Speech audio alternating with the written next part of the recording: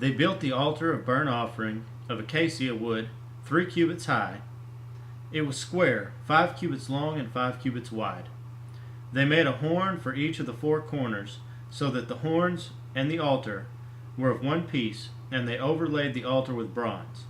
They made all its utensils of bronze, its pots, shovels, sprinkling bowls, meat forks, and fire pans. They made a grating for the altar, a bronze network, to be under its ledge halfway up the altar.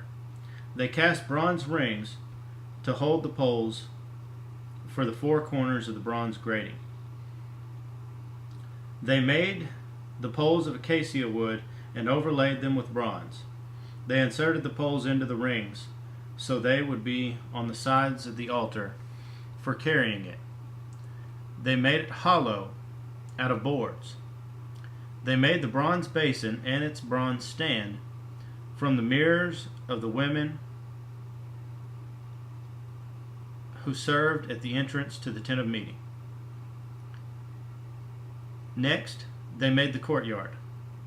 The south side was 100 cubits long and had curtains of finely twisted linen, with 20 posts and 20 bronze basins, and with silver hooks and bands on the posts. The north side was also 100 cubits long and had 20 posts and 20 bronze bases, with silver hooks and bands on the posts. The west end was 50 cubits wide and had curtains, with 10 posts and 10 basins, with silver hooks and bands on the posts. The east side, toward the sunrise, was also 50 cubits wide. Curtains 15 cubits long were on one side of the entrance,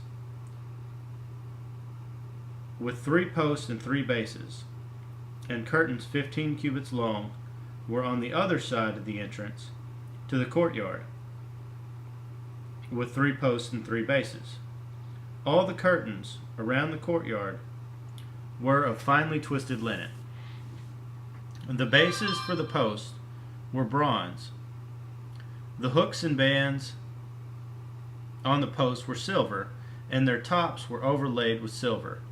So all the posts of the courtyard had silver bands. The curtain for the entrance to the courtyard was of blue, purple, and scarlet yarn and finely twisted linen, the work of an embroiderer. It was 20 cubits long, and like the curtains of the courtyard, 5 cubits high, with 4 posts and 4 bronze bases. Their hooks and bands were silver, and their tops were overlaid with silver.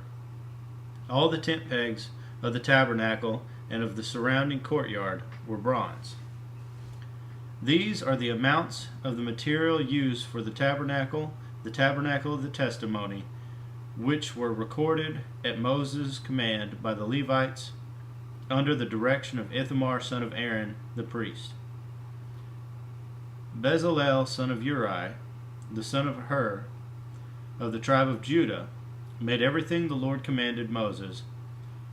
With him was Aholiab, son of Ahisamach, of the tribe of Dan, a craftsman and designer, and an embroiderer in blue, purple, and scarlet yarn and fine linen. The total amount of gold from the wave offering used for all the work on the sanctuary was 29 talents and 730 shekels, according to the sanctuary shekel. The silver obtained from those of the community who were counted in the census was 100 talents and 1,775 shekels, according to the sanctuary shekel. 1 bekah per person, that is, half a shekel, according to the sanctuary shekel, from everyone who had crossed over to those counted 20 years old or more, a total of 603,550 men. The 100 talents of silver were used to cast the bases for the sanctuary and for the curtain. 100 bases for the 100 talents, 1 talent for each base.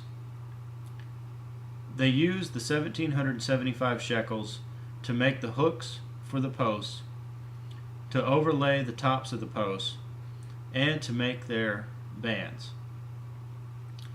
The bronze from the wave offering was 70 talents and 2,400 shekels.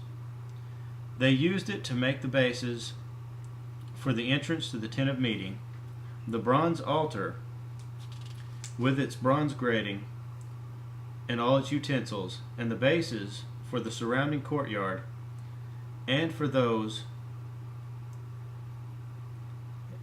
for its entrance, and all the tent pegs for the tabernacle and for the surrounding courtyard.